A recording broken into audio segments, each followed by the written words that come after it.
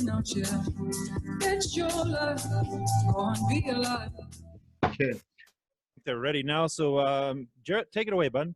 Thank you so much. Thank you so much. Hello, I'm Zanzi, and this is the final show of our hour. We've been looking very forward to this one. I'm joined by none other than Mmusi Maimane. He is the chief activist of One South Africa, and the man needs no introduction. Mmusi, how are you doing, my friend?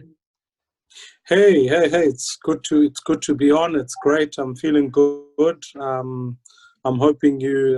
It's great to be on here, and I'm saying how's it to all the people of Mzansi who are listening. Fantastic, yo! It's great to have you. It's great to have you. Now, listen. A little birdie told me that that you are or have been dabbling in boxing for some time. Is that true? Yeah, I've got the pictures, man. I love boxing. Funny enough, got into it by sheer accident. I was with an MMA fighter who was like, "Yeah, you play all of the sport, but like, have you ever tried boxing?" I said, "Nah." And I remember, like, I'm a big fan of Nelson Mandela, and I remember he's a boxer, so I thought if he could do it, like, I can give it a bash. So I went out, tried it out, and I've loved it. I really, really do enjoy boxing. I haven't boxed for a few months now, just because I've had to take a bit of a break, but I'm gonna be going back strongly. I love boxing. It's good fun. It's great fun. Listen, I also dabbled in it for a while, and I only had one fight. Was an amateur fight, but it was a lot of fun, and it definitely teaches you a lot of discipline. I got to tell you that. I mean, that was one of the biggest things I picked up from it. Listen, it was the best thing for me for Parliament. When I was there, I used to always think, just don't worry about it all. Just keep your hands up, man. And they'll land some punches, but you got to keep your hands up. I love boxing, and it's such a fun sport. When in Parliament they used to send out the police, I was like, I'm waiting, yo. Gracious me. So, Mmusi, I wanted to actually just chat to you a little bit about your upbringing. Just tell us a little bit about who Mmusi Maimane is, where he came from, and a little bit about your backstory. Yeah, Mmusi, I grew up in Soweto and Dobsonville, and I was born in Koleratong, which is a hospital just outside Kagiso. And as a proud Sowetan, I had an amazing upbringing. You know, Soweto is a story of two contrasts. You grow up in the streets of Soweto and Dobsonville. We had the best upbringing in many ways. Like, I lived in a home. My mother was a cashier when I was growing up. She worked for Parama. My father worked for a factory making company, like a lock making company. And all we used to do is just, as kids, my upbringing was that we'd get up. I went to a great primary school in Dobsonville in Soweto, and I'd come home in the afternoon to play football. We had this soccer club that we used to play for, and I loved it. You know, it just was such a communal environment. It was such a place. I envy my upbringing when I compare it to that of my kids, because, you know, in Soweto, because you are in community, you're with people, life is so much more colorful. You've got football. Your neighbors become your parents. They become the people that. I grew up in the 80s, so you only had one telephone line for the street. So people used to, like, come into our home or come into someone's house. You'd borrow a telephone line. We also had, like, load shedding. Load shedding is not a new thing, you know. And we had power points where half the street would have power, and then the other half wouldn't have power. So when one half of the street had power, you'd walk up, boil the kettle there, then take it to your house, and then we'd swap, like, at 8 o'clock. We had one TV. TV was like a luxury. So there would be communal, collective viewings. And so everybody lived in everybody's spaces. Social distancing was not a thing, and it hasn't been a thing. But at the same time, life in Soweto was hard. I can't deny the fact that for much of my upbringing, I also watched the divisions between black and white. I watched the divisions between between Tswana and Zulu people. I remember we grew up not too far from a hostel. So I watched violence. It was not abnormal for me to walk down the street and see someone being necklaced. In fact, I learned how to make a petrol bomb before I could ride a bike as an argument, because you had to know that. You had to learn how to survive.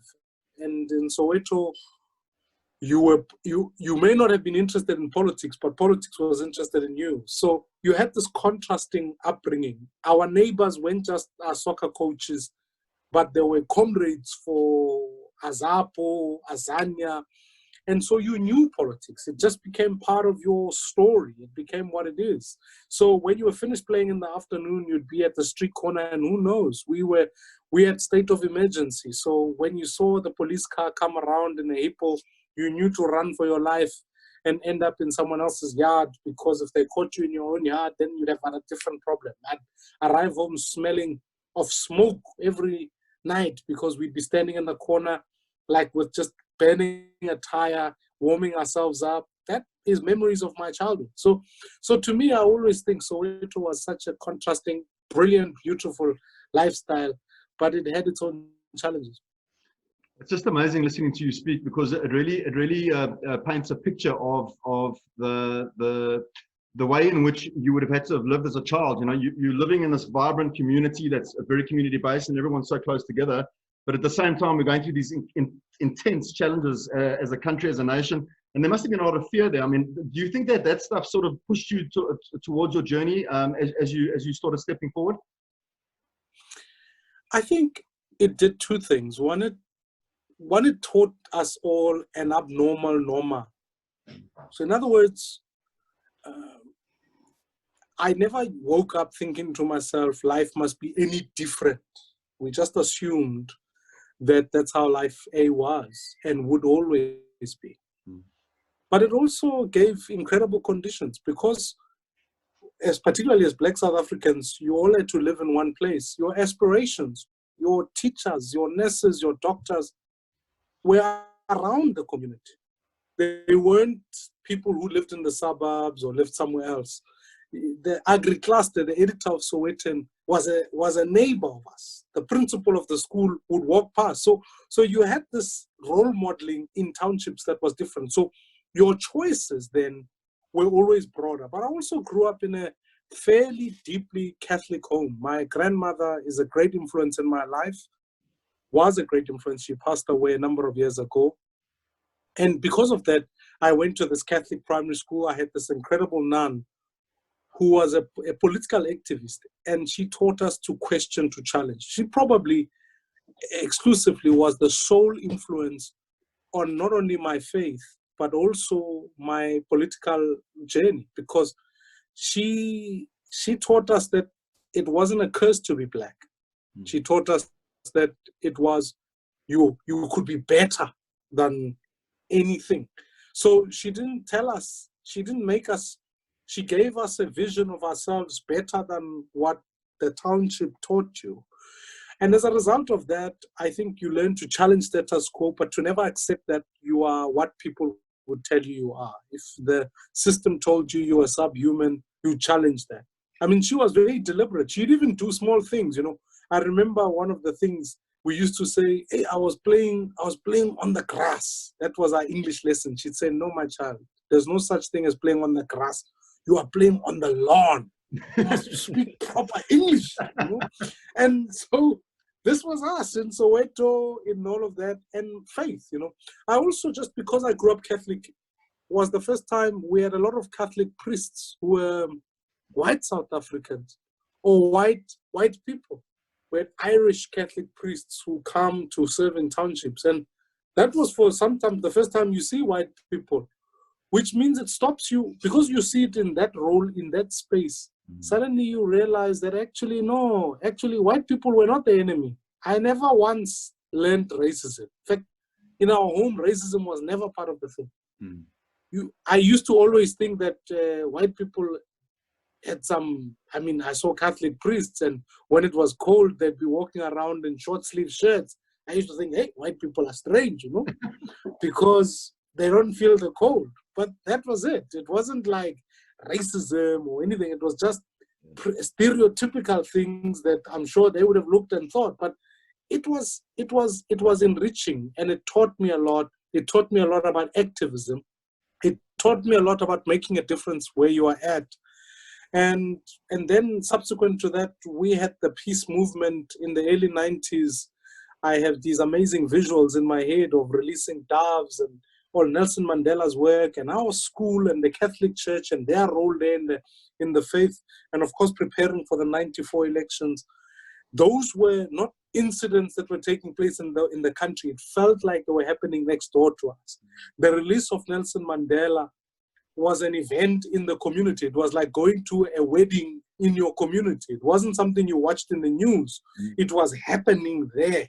Therefore, those events in 1990 and just that whole experience, just like the party that took place in February in the 1990 in Soweto was probably the biggest party we've had. The rally in FNB Stadium that President Nelson Mandela addressed the first time.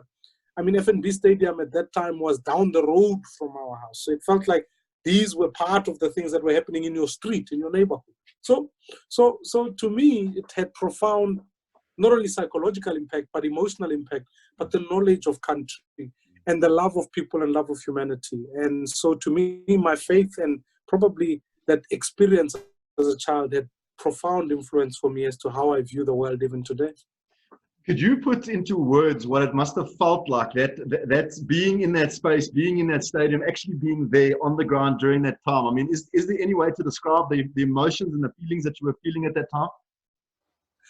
You know, the closest I could think is, I don't know if all of us can remember when Simphiwe Shabalala scored the goal at the Soccer World Cup, the first goal. We were like, we all thought, we're never going to win the World Cup. We're never even going to participate. But then when he scored, we were like, you know, that is only a tenth of the feeling of the day, because it was a national event and you had varying degrees of understanding of it. You know, you had the sense of saying this was a euphoric moment, but you know, it was an undeserved party in many ways.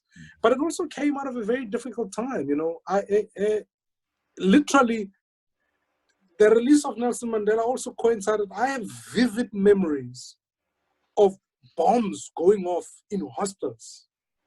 I have vivid memories of people being like, I walked out of my home in Dobsonville, and I remember an attack that took place against the guy who everyone thought they had been working with the apartheid government, an attack where this guy was being thrown with stones. I have vivid memories of marches, of tear gases.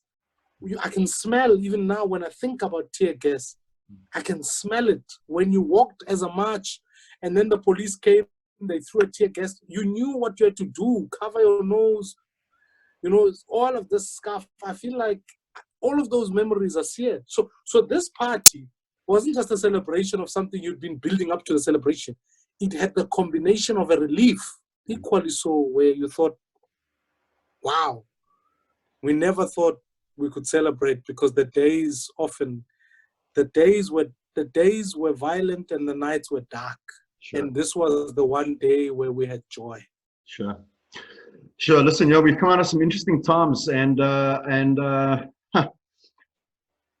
Mmusi, I always think to myself, you know, we're sitting in a situation now where we've made a lot of progress. We really have progressed a lot as a nation, but there's so much more that we could be doing. You know, there's so much more in terms of open discussions that we can be having, and I don't think that those open discussions are happening enough. You know, I think we really need to form some sort of or to have some sort of a place where we can openly talk and sort of air our differences, so that we can start to move forward as a country. Because, you know, we've got the most beautiful people in South Africa, Mmusi. We really do. We've just got the most caring, the most loving, the most compassionate people, and people that really want to see us succeed. And my internal hope is that we can have the discussions that we need to have. We can bear everything, you know, lay everything bare and start to build and move something forward. It really is an ambition of mine.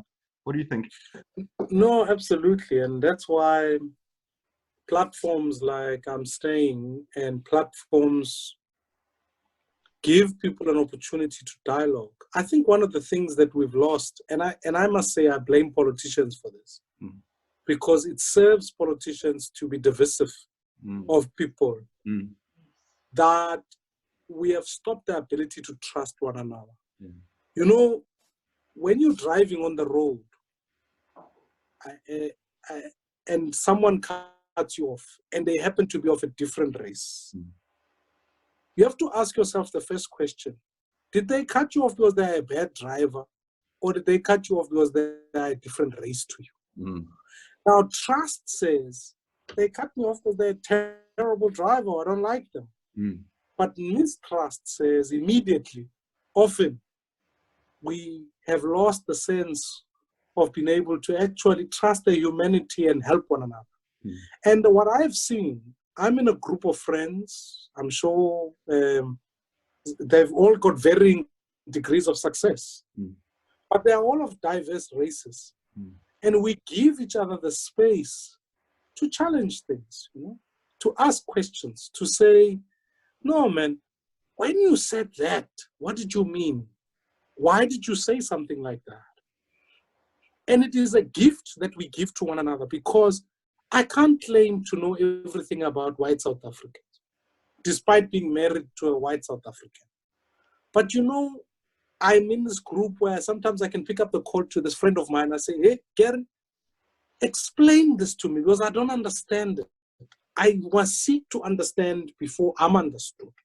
And he has the luxury to also call me up and say, you know, I was reading this comment on Twitter. Can you help me understand it better? And I think one of the things that, without trying to sound all kumbayarish, we've lost an inherent ability to dialogue as human beings, to trust one another, to trust the instincts of humanity, to know that not everybody is born evil. Because racism is evil. We must never underplay that point. It is evil. To me, I always say, and I say this proudly as a Christian, to hate another race is to hate God, because you are hating what is the image of God. Therefore, you are hating something inherent. So we must understand that. But that furthermore, if we're willing to at least enter the dialogue, we can enter the very uncomfortable conversations about, actually, wait, everybody, how do we talk about wealth distribution in a way that doesn't make one another enemies, but in fact to say, we are together in this. These are South African problems. How do we talk about crime without feeling like you know, I've just taken whenever I go for a walk, the most uncomfortable place to walk is when you are alone and there's a woman in front of you. Particularly if you're of different races, you think, hey, I hope she doesn't see me as a threat because of my gender. But that actually, we are both walkers, rather than I'm a perpetrator and she's a victim. So these are conversations we must have as a society. And I think political leadership has failed. It requires societal leadership to be able to sit down together and have proper conversations. And I think sometimes when I go on social media, people tend to make enemies of one another prior to actually wanting to understand people and be understood by people. Sure. I agree with you 100%. Mmusi, tell me about your journey. I mean, you've had quite a journey over the past couple of years. Talk to me about how you've sort of progressed through that journey. What sort of coping mechanisms have you put in place, and how have you found yourself, where you are right now? Yeah, I've had an incredible journey, and all my experiences have been so encouraging. When I finished school, I decided to volunteer in communities. I was running a number of NGOs, because I've always been driven by saying, how do we bring societal change?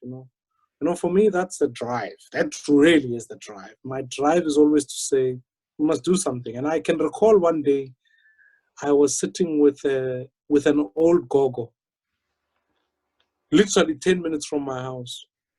So I lived on one side of the tracks and she lived on the other side. I said to this lady, what are you doing, Mama? She said, no, I'm digging a hole in my garden. I said, why? She said, I'm building a toilet. I thought, this can't be. It's an injustice, I said, we must do something here. And it was birthed a pain. It was like my Rosa Parks moment, if I could say it like that. It was like that moment. I mean, my politics, even in and of themselves, were birthed in not only in the Soweto experience. One of my sad moments was when I saw on television the gunning down of Chris Hani and Nelson Mandela's address subsequent to that. This was another moment that said, no, you must do something. I then decided, look, I'm going to work hard to build a toilet for this woman. I realized as an NGO, we can't do it. So I decided I'm going to go follow up on politics. And at that point, I'd been involved in church. I'd been involved in an NGO. So we've been involved in community transformation anyways. I thought, no, we must bring a bigger change. So I did my second master's in public administration. I said, I want to figure out a tax model that will help that poor woman. And I decided to engage the politics. You know, I joined the DA at that time. I'd been engaged as an ANC member, all of that. So I joined them. And then I became a councillor. I became the leader of the opposition. Then I was in parliament through a journey. And even still today, even when the DA, we managed to govern Johannesburg, I was driven fundamentally by the simple reason. I always say to myself, what are you doing this for? Is to make sure that woman gets a toilet. Sure. And so for me, it's always, that's been the drive. And so that's been my journey. My journey is about making sure that that woman gets a toilet, that school kid, we ran an NGO that makes sure that school kids can get better education, etc. And I'm still driven by that today, to make sure there's a child who gets a better education, because I know what it's like. To have gotten a better education, to now have 2 master's degrees, to now currently be doing a PhD. My parents, my mother never finished school. So I speak of something I know what apartheid stole from people. How do I make sure that future generations never have to go through that? So my ultimate why is that no one will ever have the indignity of not having a toilet or having an education, or being actually treated subhuman, that all of us work together. So getting to where I'm at, look, man, I'm still at the beginning of my journey, and I've got a long way to go. And I've had the privilege to serve the people of this country, and will continue to do so. Now, even in setting up One South Africa movement, we don't do it because I need something else to do. We're busy now. I've been spending my days in quarantine, making sure that we can get food to communities, making sure that communities that don't have hand sanitizer can get hand sanitizer. Because that's what it is about South Africa. You mentioned earlier, we've got beautiful people. And our people are great. They are beautiful. And if you bring them together, they do incredible things. It's about bringing people with the means, with those who don't know how. We don't have the means. Sure. And if we bring them together, we can do great things. And so that's my life story, my life's mission, if you like. You know, so I think a lot of people have battled with the transition that you've gone through from being a political figure to now moving into the active citizenry space. But I think that you understood something that was fundamental, is that it takes a village to raise a person, right? We could use that sort of referencing in terms of the people of our country. The nation together has to stand together in order for us to bring about these changes that have not happened yet. I mean, we're too far down the road for us to still be relying on one person, one party, one entity in order to try and bring around these changes. So the hashtag I'm staying, our drive is very much around how do we activate our community? How do we get people involved? You know, that story that you just told me about that woman that you saw digging a hole for a toilet. We all need to have some sense of ownership and say, if I'm in a position to help somebody, to change somebody's life, then it is my civil duty. It is my duty as a human being to assist people where I can. And I'm getting a lot of that from you, Mmusi. I'm getting a lot of the sense that your drive, your ambitions right now are really about trying to bring the country together and to serve your nation, right? Yeah, and you know, one of my favorite philosophers is a guy called Dallas Willard, who has always had this quote who says, worry not about the stage you're called to be on. Worry that you've got something worthwhile to say. And it's been a mantra I've lived my life on. The position will change. Today, I might be in parliament. Tomorrow, I might be there. Just like I've done business. Even when you do business, you mustn't do business just for the sole purpose of saying, I'm just going to make a profit. I mean, even BlackRock are starting to write to their CEOs and saying, what value do you add to consumers? So I think, to me, that the thread is about, yeah, you can change vehicles, but changing a nation should not be something that you lose track of. So it doesn't matter. It doesn't matter whether I've been involved in church. I've always thought, how can we change the community, the city we're in, bring South Africans together to make a difference? It doesn't matter whether I've been in parliament. One day, it doesn't matter whether I'm in business. One day I might end up in a different office in the land. My objective will always remain, can we bring people together to make a difference and change our country? And it takes all of us. So, for example, one of the things that I think are important, I tell the story even from the perspective of my daughter. My daughter is 9. She watches a lot of television, and her values are different. She's not going to buy from a business that exploits people. So you might think, a businessman might say, well, people are just an expense. But already now I can see how already she's critical of business, not because she's being political, but she wants to ask them the basic question: what difference will you make for someone else? And I think it's not only a commercial question, but it's a question for all of us. It doesn't matter what space you are in, you have an opportunity to make an impact to someone else. My absolute drive and prayer for my own kids is, I say to them, just love your own God and ultimately serve human beings, serve humanity. Because when we do that, we have an opportunity, whether it's in business, whether you're the teacher, whether you're the nurse, you really can impact someone else's life. And I think one of the reasons One South Africa is at least from us, where we've moved to a movement, is to say, we want to put together values that people can sign on to and say, I can be a part of this to make a difference where I'm at. Absolutely. If you've just joined in, we're talking to Mmusi Maimane. He's the chief activist of One South Africa. And please feel free to send in any comments. You can comment, you can ask questions. We will respond to you. Just a couple of comments that we've seen here. One of them sort of alludes to the private sector and what role the private sector can play in us going forward. Once we step outside of this space that we're in now with this corona, because it will eventually end, how important is it for us to start aligning ourselves, the public and the private sector and government and municipalities all together? How important is it in your view that we sort of start to tighten up and move forward? No, completely. And I think the private sector has got a crucial role.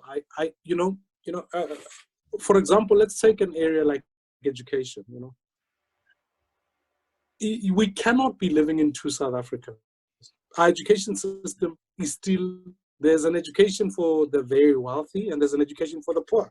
Let's be honest. So how do we ensure that if you are in the private sector and you've got skills, and I want to use my own personal example here.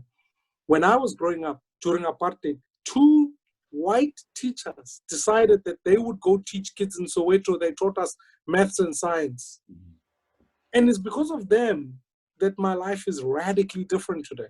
If it wasn't for Alec and Linda, my life would have been, from an education point of view, just remained where it was. Yet they made the difference. They went into a space that in their extra time, they were able to contribute. And I think the private sector has a great opportunity to do so. Go serve in a governing body of a school that is in a poor community. Because, in poor communities, when you're putting together a governing body, you end up perhaps maybe with the principal running the thing and there's no leadership sometimes.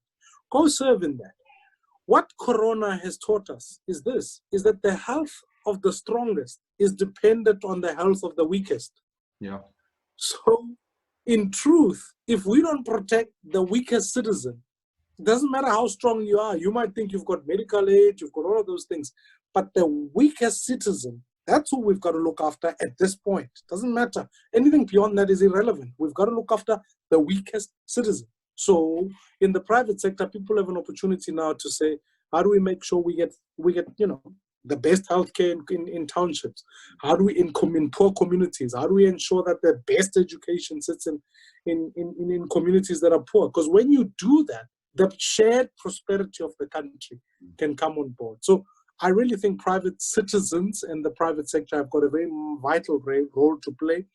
Do not think that we are insulated. If Corona has taught us anything, is that no one is an island. We are one South Africa. Therefore, the problems of the poor are our problems as a country, and we must act collectively. So I would urge citizens to say, think harder about, you must in your budgeting of your time, say, okay, 80% of my time might go to my own interest, but 20% of my time must be given towards ensuring that we can be activists, we can advocate for others, and we can hold people to account. When we do that, then we begin to build one South Africa. That's why I've always maintained that I even think for young people, it's absolutely vital that it's no use you just staying in your little suburb, driving around your little suburb. Whether that suburb is black or white, it doesn't matter. It's no use. Go into another community because you will learn something about someone else. Go work, go volunteer in a school and say, in this school, this is not my school, I'm going to help you. That's why I'm glad even in my own kids' school, I insist that they must make sure they've got a program that partners them with a school that is in a poorer community than them. Because when they do that, my kids get an education where they can learn, actually South Africa isn't all the same. It isn't, there's a different South Africa everywhere. So we must move into each other's spaces. Yeah, sure. I was going to touch on that. Sorry, Mmusi, to cut you off. I was going to touch on that because when we look at things from a bird's eye view, you've got township economies, you've got the South African economies, you've got these white economies, you've got these Indian communities. They're all siloed. All of these things are siloed. I mean, how do we actually, how do we progress forward unless we find a way to be able to integrate these economies, these societies, in order to have a proper one South Africa where we can actually drive this thing forward? I mean, it's impossible for us to operate in silos at this stage of the game. No, absolutely. And that's why, even for me, I know that the spatial network has bequeathed to us a legacy upon which we live still today in communities that were prescribed by the past. So you get townships, you get black townships, colored townships, Indian townships. But transport is such an important thing. I pray and hope one day in South Africa that the CEO of a bank might end up in the same bus as a employee or the cleaner in that bank. Because when you do that, you know where this person is coming from and you can share common spaces. And we must create those. Yes, the sports fields give us that opportunity. We can all do that, but we must, through transport, integrate society more. I'm passionate about transport. I know there are many other spaces, but I'm passionate about transport because I think transport gives you the space to integrate. That makes it possible for anyone, it doesn't matter where they live, but they can find a space to come to common areas where we can begin to exchange and share views and grapple. That's why even however difficult it is for schools, you can't sustain a school that says, no, we'll just depend on people who live in our area. Because how does the school then change? I must say, even the people who work in our area must be able to come into our school. And I know it's tough for people, but we must work together because it's good for South Africa. And I would urge, we must learn language, Jared, you and I are speaking in English, but it's, I learned English. It wasn't my first language. Now it's my first language, because that's the language I speak the most. But jy weet, elke keer ek probeer, ek praat Afrikaans, ek leer die taal, ek praat met die mense, ek verstaan wat gaan aan. It gives you access to people. And I would urge, if you've never learned Zulu, learn Zulu. If you've never learned Tswana, learn Tswana. Because how are we tutor? You learn the codes of language and people, and it gives you access to people. And it humanizes people, is what language does. And therefore, I would urge, you talk about common spaces of interaction, but common spaces of language. Because when you have that, suddenly the person is no longer your enemy. And I've felt that language is a very crucial divider. I see it with my own wife. My wife is a white South African. When she goes and we are in a township, and suddenly she speaks to someone in their language, suddenly people are like, you are no longer white, or you are no longer this, you are a fellow South African. Because now you are sharing common spaces and language. And economically, we must do so too. You mustn't think to yourself, only good things come from overseas. Not all good and perfect things come from abroad. We must consider South African, especially in the informal sector, say to yourself, how can I get produce or goods from the informal sector so that we integrate ourselves? And then we will stop treating each other as enemies, but as fellow citizens, join together to really genuinely build one South Africa. I hope my friend Sandiso in the UK is watching this, because we were just talking about Khayelitsha, and I didn't really have a very clear understanding in terms of what the economies are doing in Khayelitsha. Now, he was telling me about this group of guys that got together. There's about 4 of them, and they actually started this bicycle tour. And what happens is people come from overseas. I think it's something like 700 Rand or 1,500 Rand, whatever the case is, per person. They can take 15 people per tour, and they're doing this 4 or 5 times a day. We're talking about huge amounts of money that have been made inside of these townships. You know, there's big money, there's entrepreneurs. We've got so many great business ideas. We've got so many smart people in this country. We've got such amazing products, and it's unique. You know, like the stuff that we have is so unique. The international markets are fine, and the international products are fine, and they're fantastic, and they're necessary. But we have got to stop looking outside of South Africa for the answers all the time. We need to start looking a little bit more inwards and saying, how do we progress forward here from a technology standpoint, from a business standpoint? How do we combine these economies, and how do we start to drive South Africa? I mean, we are sitting in the land of milk and honey, where every other country in the world depends on our resources. They depend on us, on our skill sets. And yet we seem to be stuck in this rut where we can't really move forward. It's time for us really to start rethinking things in that space, you know? Yeah, it's why when I talk about One South Africa movement, that it's a movement. It requires all of us to carry, not to be just patriots, but to really embody One South Africa. You know, the other day, I was in Langa with YPO. Now, it sounds, so you've got these young presidents of massive, mega wealthy companies in Langa, in this township in Cape Town, having a meal right in the middle of all of this and having a conversation about South Africa and the space we occupy. And I think all participants, not the people of Langa, would have walked away from that experience thinking, actually, it's good for industry, for big industry to exist, because sometimes we demonize capital on the one end.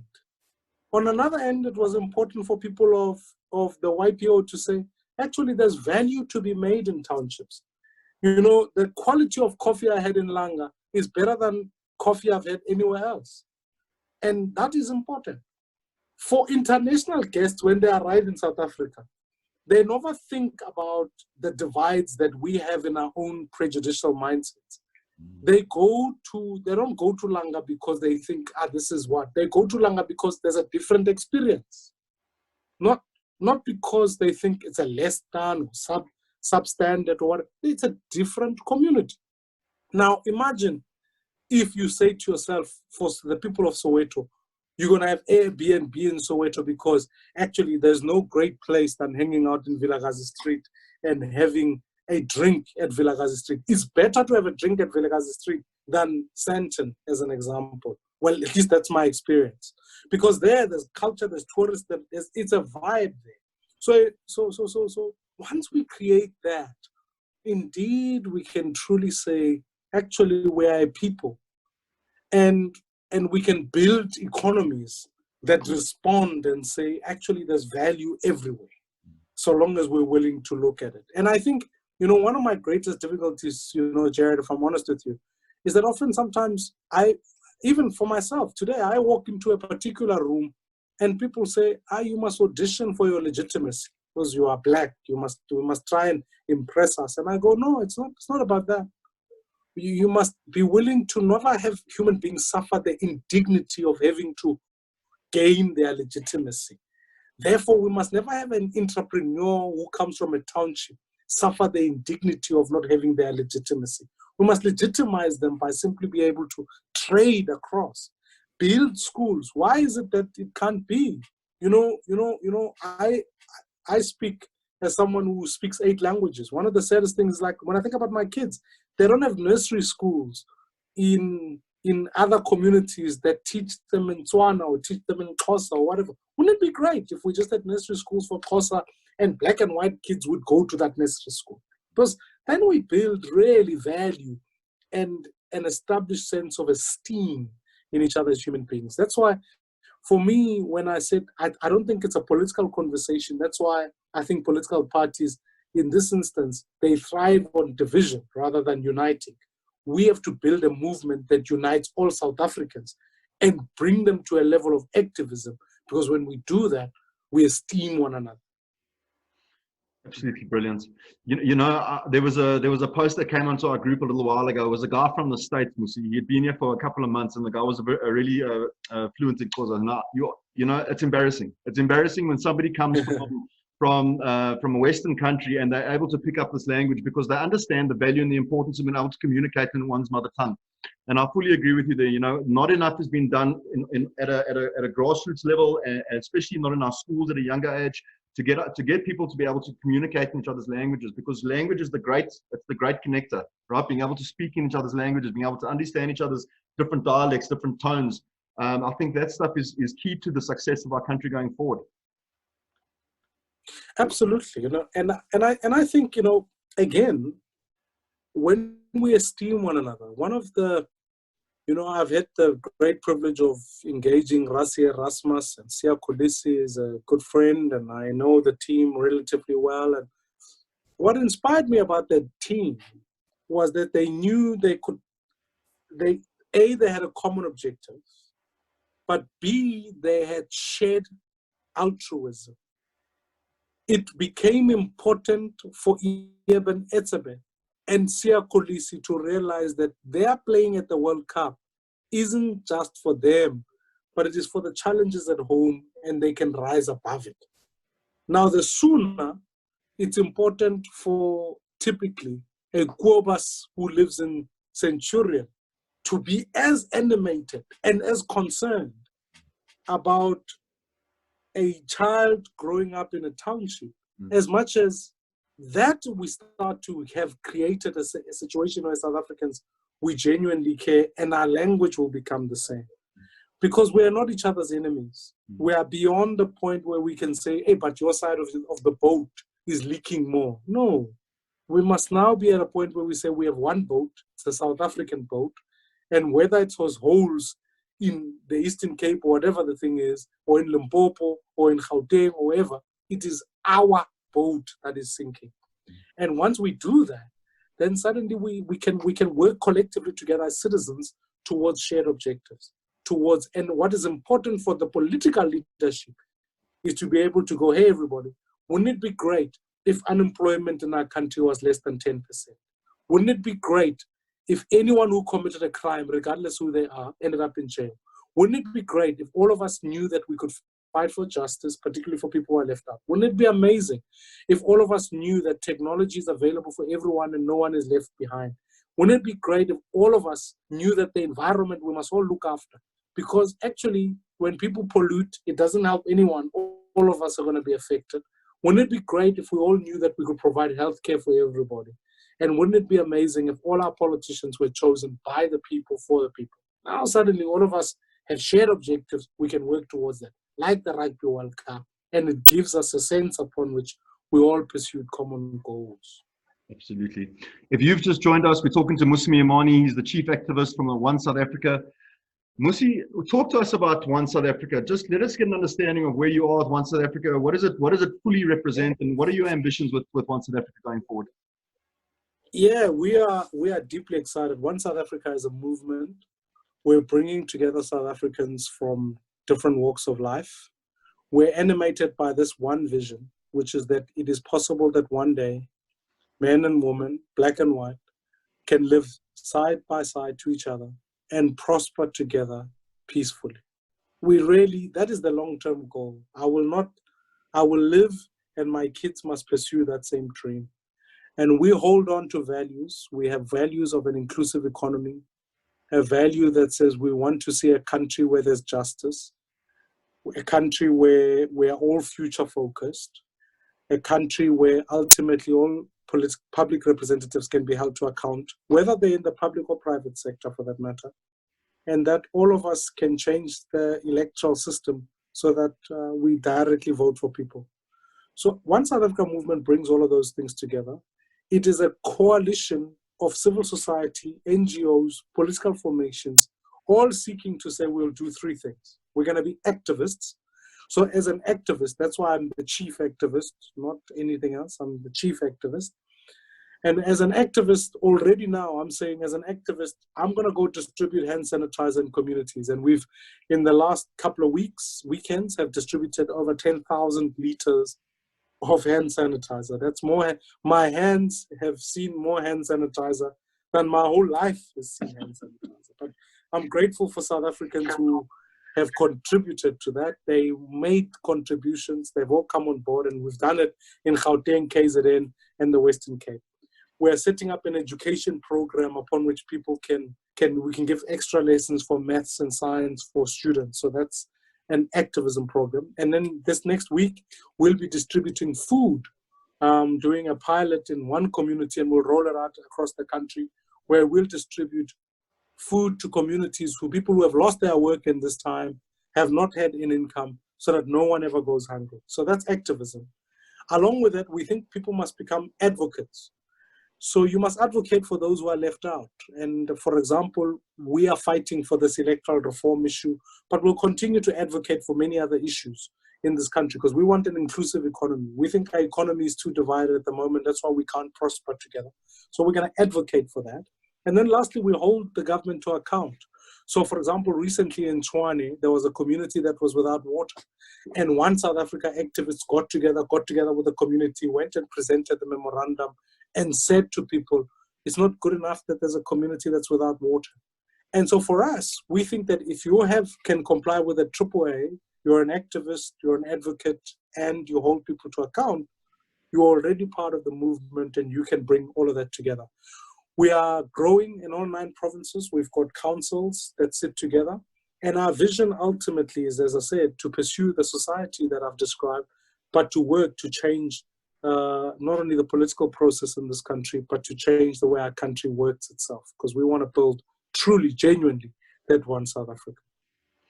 That's really fantastic, Mmusi. So tell me, how do average South Africans get involved? How do they get in contact? I mean, what can our listeners do in order to be a part and parcel of this whole process with you? Well, you can, our website is up and going, so you can go on www.osa.co.za or .org.za, so you can go on there. And one of the things that you can do when you are on there is we'll be in the next while just launching easier applications for people to participate. And more than anything, we're saying make the difference where you're at. So we will eventually get you to participate with people in communities, people in your local council, in your province, so they can literally become participants and agents, not only in the province, but in the council that they're at, and truly begin to make a difference to those communities. So if they want more information, and we'll soon be even giving them tools on their phones that they can do that. It's I wanted to get that website right. It's osa.org.za. So make sure that you can go on that, osa.org.za. And you can follow us on Facebook, Twitter, YouTube, all of these platforms. You can literally, if you just go One South Africa, I'm sure you'll be able to pick us up. Just type in Mmusi and I'm sure you'll find your way. Hey? And what's great is that South Africans have been incredible. All of us make our contributions in different ways. There have been some generous South Africans. I'm so proud of South Africans. Even South Africans with, because sometimes we think people with money are self-interested. Actually, I've seen the generosity of people. People, you see, the last 10 years, we all lived in fear. We were scared. We were scared of laws. We're scared of one another. And make no mistake, we had a corrupt government, and was, they created fear. I would hope that the next 10 years, from 2020 to 2030, be years of hope that actually we can rebuild this country. That actually we can collectively together know this is our nation, because we'll have nothing else. All we have is this country. And therefore, I think the next 10 years must be years of hope, because in hope, you are freer to share, you are freer to work with one another, and we could truly change our nation. And I'll certainly be putting together ideas with citizens to say, what are the things we could do in government that could change our country? I have never lost the ambition to say, let's get into government. Let's bring the right people into government so that they can bring the change we want. Let's put together policies that will make this country prosper. Because, man, I don't know, but when the formation of the world, we were given gold, we were given the resources that we need to really prosper our country, and our people are innovative. It's time now that Elon Musk isn't the emblem of America, but that we could have more Elon Musks in South Africa. It's time that we become the energy provider for the entire SADC region. It's time that actually we build a national civilian service so that our young people are productive and are working. And so I really believe with the right policies, with the right people, we could really radically bring a change in this country.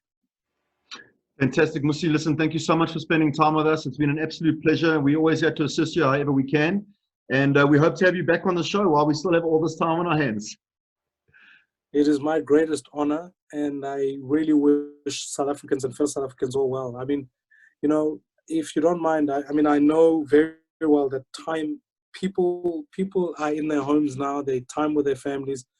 We must all do our bit. I'm gonna, if you don't mind, Jer, we must all do our bit. And our bit says, one, we must be kind to one another at home, because it's not good enough that there are citizens that right now it's not safe for women to be at home or for children to be at home with abusive parents, fathers, whatever. Let's hope. You cannot be silent if there are screams in your neighbor's house. You cannot be. You must respond. Secondly, all of us must do our bit to make sure we contribute to communities that are poor. If you have a domestic worker, keep paying your domestic worker. Yes, they are working from home. I agree. It's tough. All of us must do our bit, but keep paying them. Why? Because it's the only income that goes into that home, into that community. Keep doing that. You've got to do that. We are never going to go back to normal. Don't assume that Corona is going to disappear and then life's going to be fine. Forget it. That world is over. We're going to go into a new world. And that new world actually means all of us have to work together. All of us you cannot afford to be racist. You've got to work with people, and we've got to build an economy that works for everyone. And if you're a business, you need to know that you need to help other businesses so that more people can prosper. And that ultimately together in this time, we will come out as a new South Africa, that we must rebuild the South Africa. So do your bit, make your contribution, and actually make sure no one goes to bed hungry, and that we could build this one South Africa. So I'm calling upon everybody. This is not a time to hide. Corona can isolate us. We mustn't be isolated by Corona. Yes, we must self-distance, but we must now do our bit to actually build one South Africa. That is the only hope we've got. Otherwise, when we finish the health crisis, we'll have an economic crisis, and then we'll have a country crisis. And I think this is the only country we've got. Let's work on it. Let's build it together. So thank you so much, Don. To say to the guys I'm staying, we are now all staying. So let's all roll up our hands, roll up our sleeves, and let's do our bit to build one South Africa. What a message to leave us with. Absolutely, we're 100% behind you. We agree with you 100%. Mmusi, thank you so much for your time, my friend. Blessings to you and blessings to your family, and we wish you nothing but the blessing of a journey along your way. I'm sure you're going to do very well, and you have our support, yes? Thank you so much, and God bless you. God bless you. Thank you.